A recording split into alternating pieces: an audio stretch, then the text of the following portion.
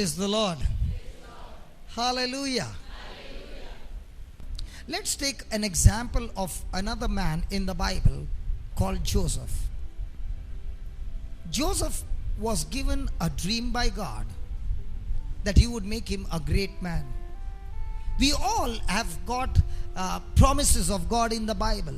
But before those promises can be manifested in our life, we must pass the test. And do you know what is the test?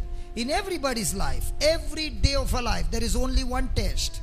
Every test is an attitude test. In the midst of your trouble, how will you respond?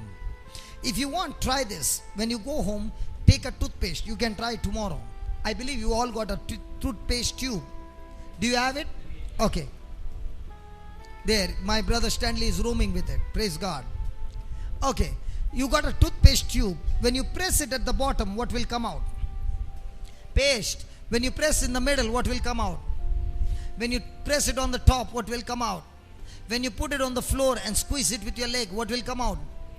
If you want to know who you are, the real you will come out when you are put into pressure.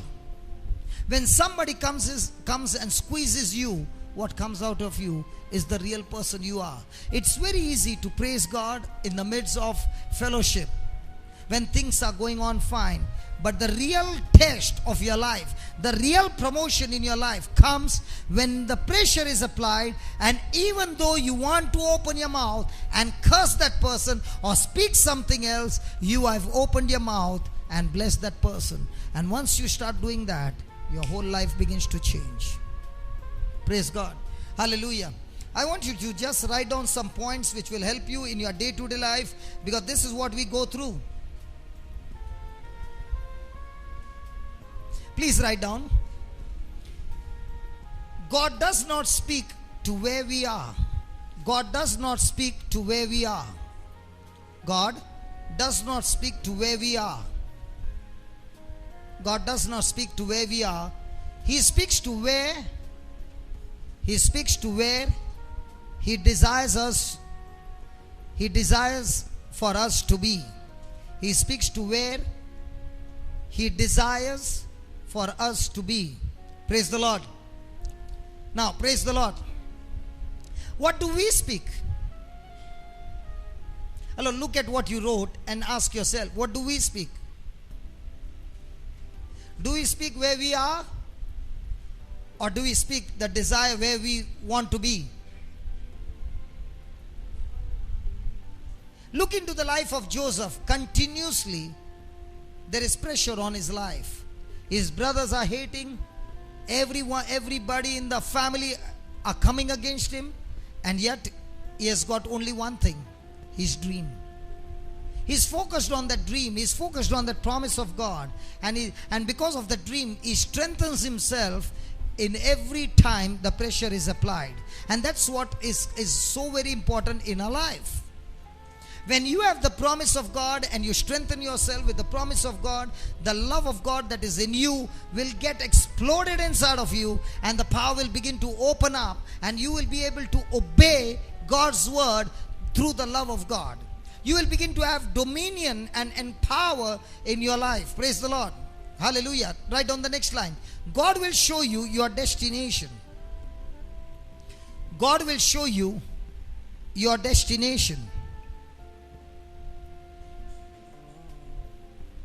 God will show you your destination. But you must be prepared.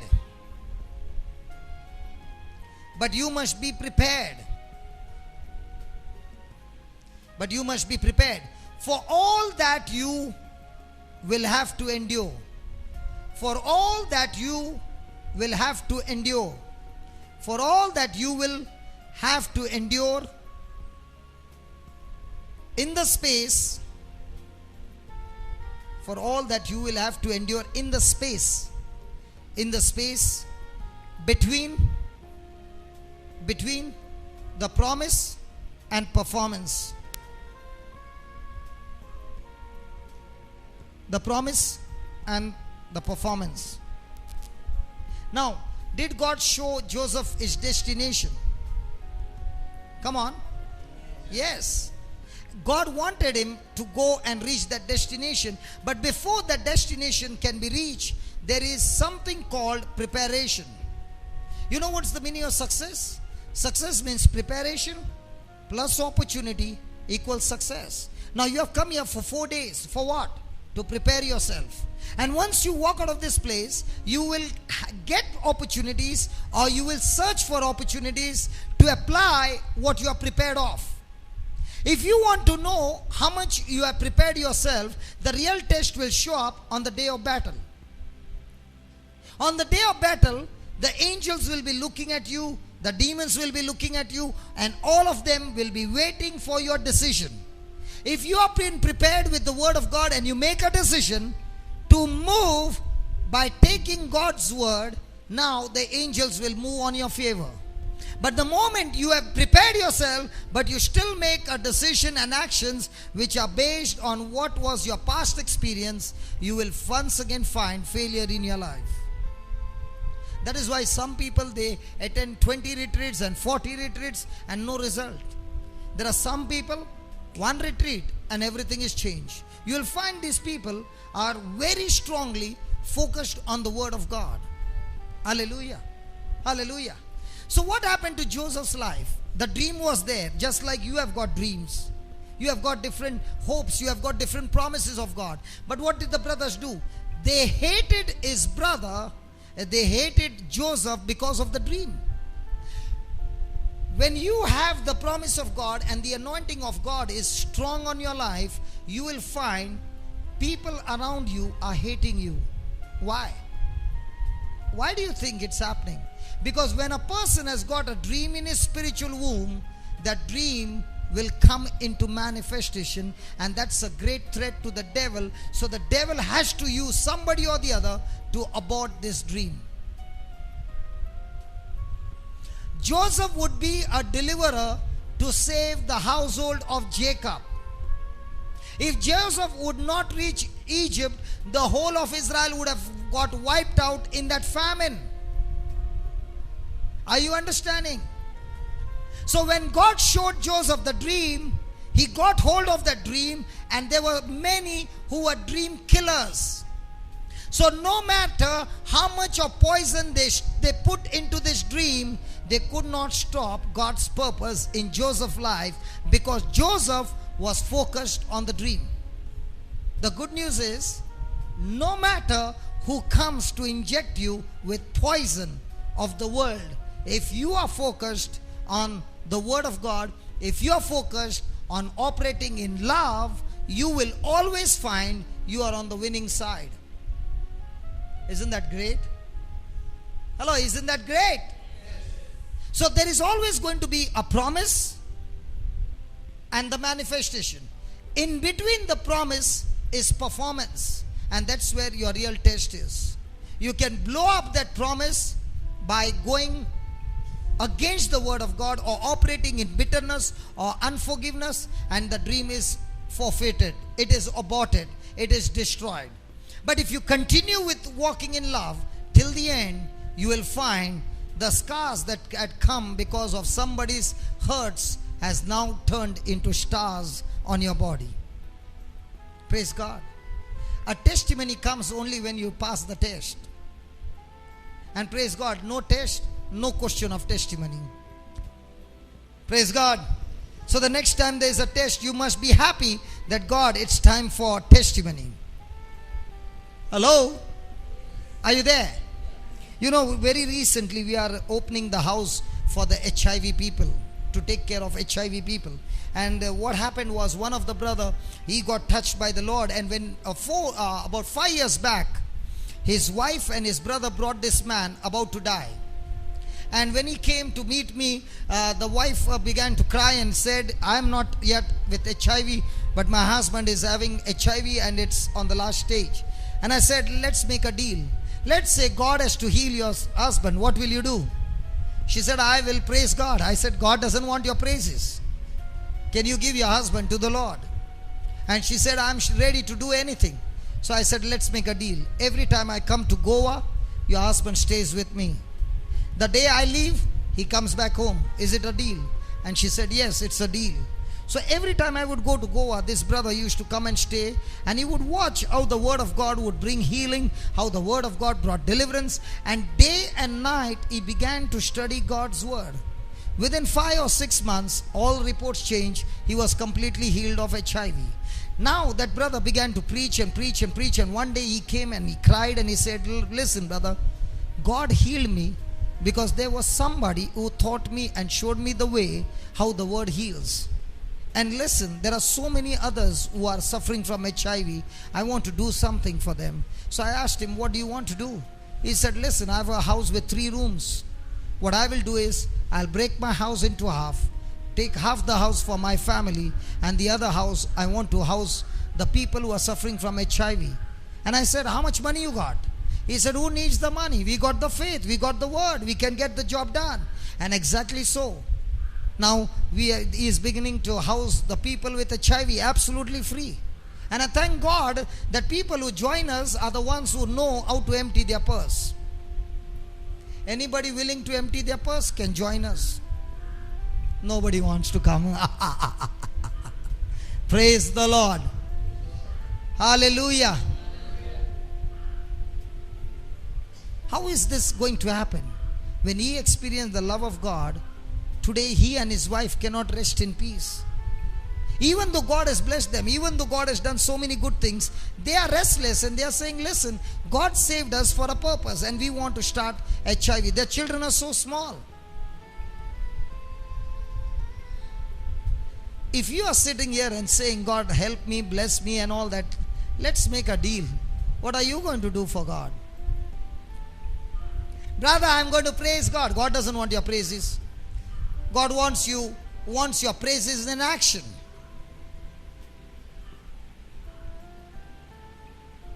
What a silence. Praise God. Hallelujah. Thank you, Jesus. So remember, every time you have made a dream to work in God's kingdom, there is going to be an attack on the dream. How do you find what is God's purpose in your life? I never knew that I would be a preacher. That was the last thing I would ever want to do. That was the last thing for me to go to church. I had never had a desire to go to church. I was brought to church by my wife. Praise the Lord. So it was never my dream. It was never my purpose. Now what happened? As I began to study God's word and apply God's word in my life and began to love, I found that God began to open doors and began to lead me one step at a time, and I did not even know when did I become a preacher. I was only sharing my testimony. And one fine day, I was in the seminary studying the word of God, and there was a lady who was walking in front. We were all studying, and it was just the tea time had got over, and the Lord said, go and tell her the person whom you are praying for, you are crying for, has got healed of arthritis.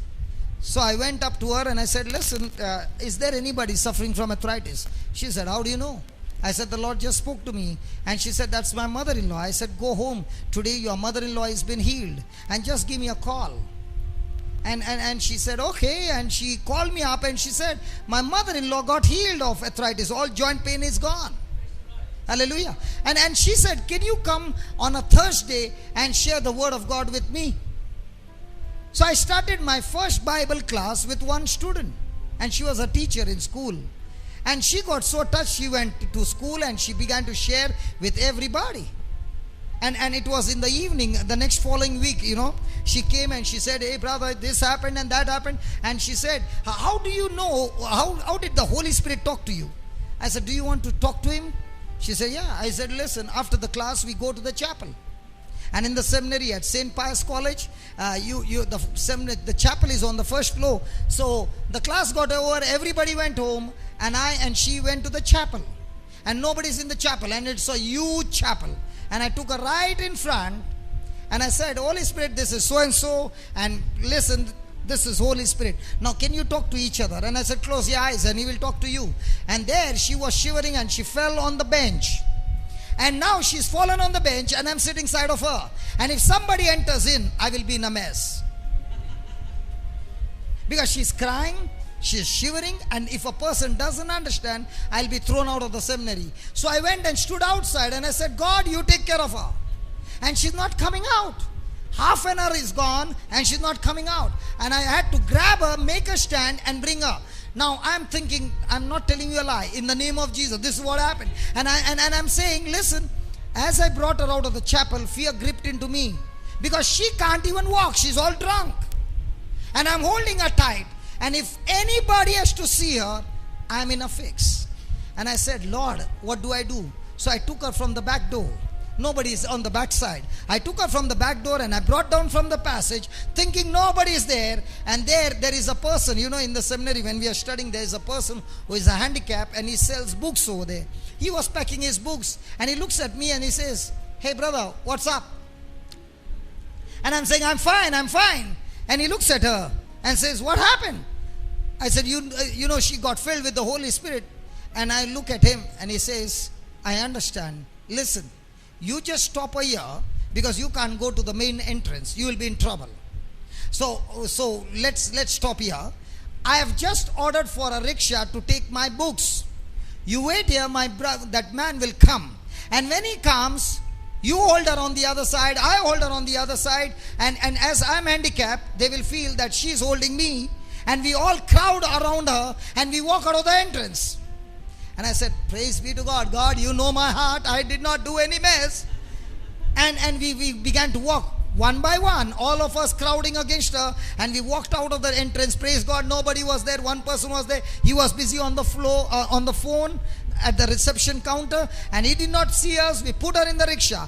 Now we got to reach her home. Because she's not even in her senses. And I said, God, please help me. There in the rickshaw, I'm talking, Lord, bring her back. Lord, bring her back. Don't give her such a strong shot. And praise God, before we could reach the railway station, she's saying, where am I? I said, you are on earth. And from that day, her life changed. And the following week, she brought 2 more teachers. And let me tell you, within a month, I had more than 15 students. And in 6 months, I had 400 students. And I did not even know that God had called me for preaching. I did not know. It just happened. But when did it happen? When I began to have relationship with the Holy Spirit. Praise God. Hallelujah. And that's what happens. You know, I used to be in street fighting. We used to talk less, use our hands more. But today when people look at us, they can't even believe that we have been on that side. I still remember I had 5 criminals, top criminals in my house when my wife went on a holiday to a family. I had them in my house and I had a retreat for them and they gave up their profession. I was on that side of the world. But praise God, from the time the Lord touched me, I don't fight now. I fight with God's word. I don't use my hand. I use God's word and I get victory.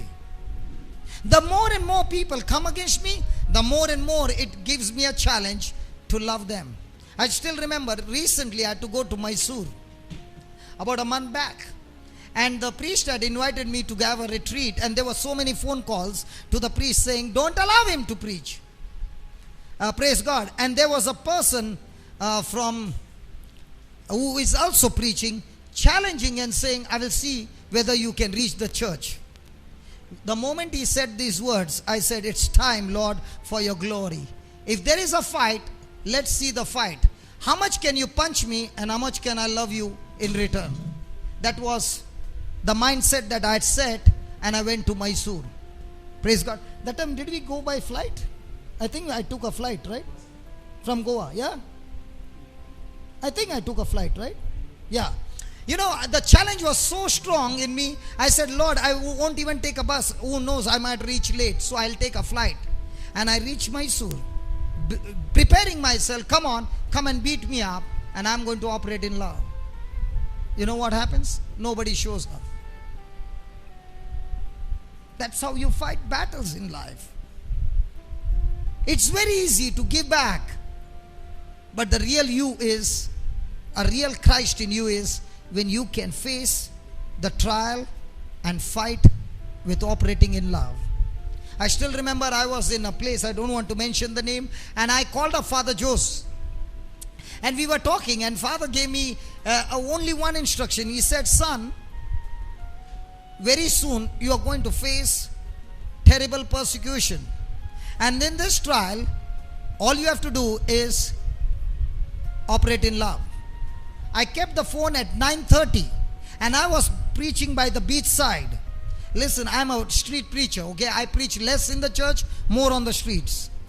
So I was on the beach side and we were preaching, and there came a crowd of people, took our equipment, took everything, caught a collar and everything. And I remember what Father said, and I said, Lord, in those days I would bash up people. Today is my turn to take the bashing and still say, I love you. And that the same thing happened. And we won the battle by not retaliating but loving. They forced us to leave that place. We left that place and we went to the next place the next day. And as we were preaching on the streets over there, the same people came to that next place. And the people who had invited us, they said, listen, when they had come to your place, you did not understand who they are. You just sit down here and watch what happens.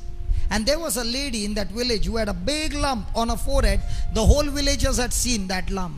And during the praying, the lump disappeared. And these very people who had come to bash us up said, we are sorry, can you come to our village again?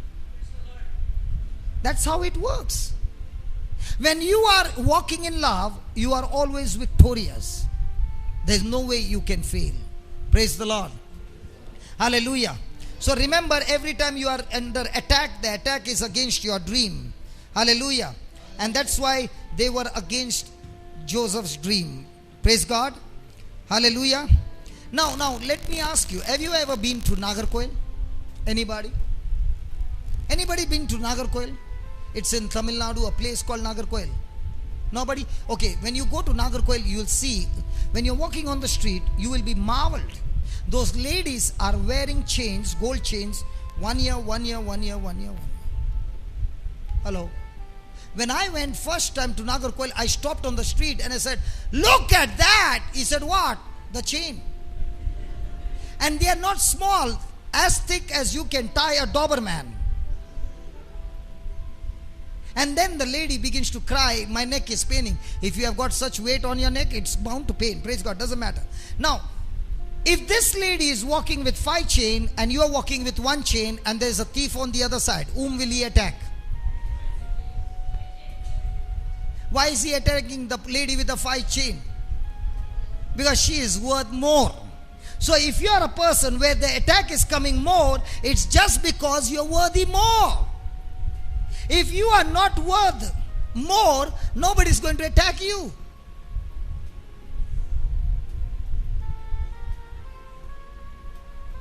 Are you there? Every time the attack comes, I am so impressed, and I say, Lord, I now understand I am worth more than the others. That's why they attack. So now will you get bitter and angry? Or will you say, Lord, I thank you for teaching me that because I'm worth more, the attack is going to be more.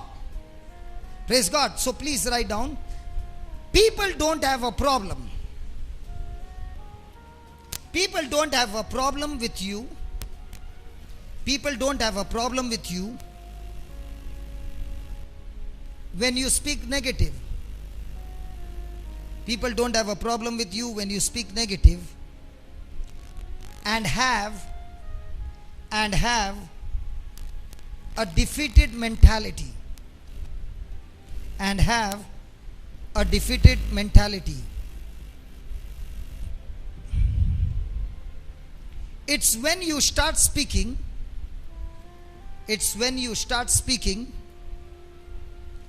like a winner. It's when you start speaking like a winner. Like a winner. When you start speaking like a winner, that they turn against you. That they turn against you.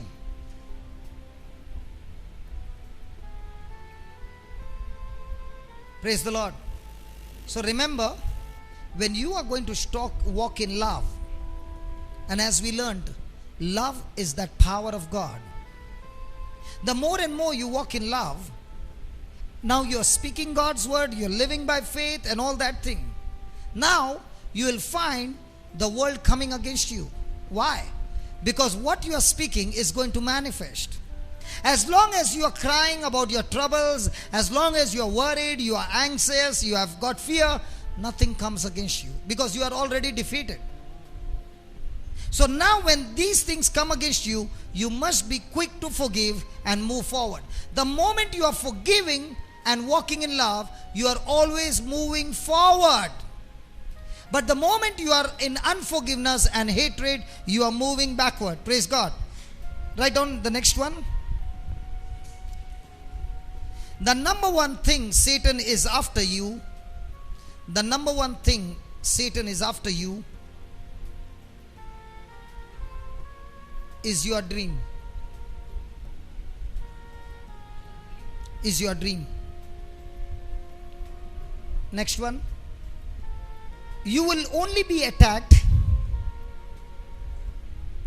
You will only be attacked if you have something worth attacking. You'll only be attacked if you have something worth attacking. So see that you don't allow the attacks of the enemy to quit you and get into unforgiveness and bitterness. Every time you are in bitterness, offense, hatred, you are defeated. Let's close our eyes.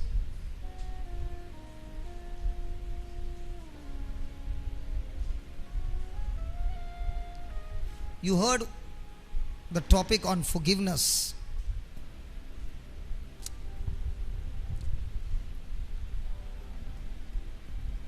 You heard the testimony. How forgiveness is not an emotion, it's not a feeling, it is a decision of faith. Father demonstrated his forgiving love by sending his son Jesus, who took our place and died for us. Jesus showed his forgiving love even on the table at the Last Supper. When Judas was sitting there, he still loved him to the end. That same forgiving love is in each one of us when God has poured his Spirit in you the day you receive Jesus as your Lord, God and Savior. This love we learn today will begin to operate in our life when we renew our mind by keeping his word, by obeying his word. Father God, in the name of Jesus, thank you for sharing with us the story of Joseph, who went through terrible times and every negative situation, but he kept forgiving and operating in love. And it was through the forgiving and operating in love that the dream was fulfilled and it was manifested. And from a slave, from a prisoner, he was made a governor. Today you showed us, O Lord, that there is a credit in our account when we go through unjust suffering. Lord, help us always to remember and put this word into practice. Lord, with the forgiving love that the servant had received, he failed to forgive his fellow servant and lost all that favor that he had received and ended up in a prison unto death. In the same way, Lord, the enemy has been using the tools of hatred and unforgiveness and destroying our future. Father, let all these examples edify us and encourage us and build us up to be quick to forgive and quick to operate in love, so that we can always move forward and reach our destination. We thank you and we praise you for this blessing in Jesus' name. And all God's people said, amen. Can we give the Lord a big hand of praise?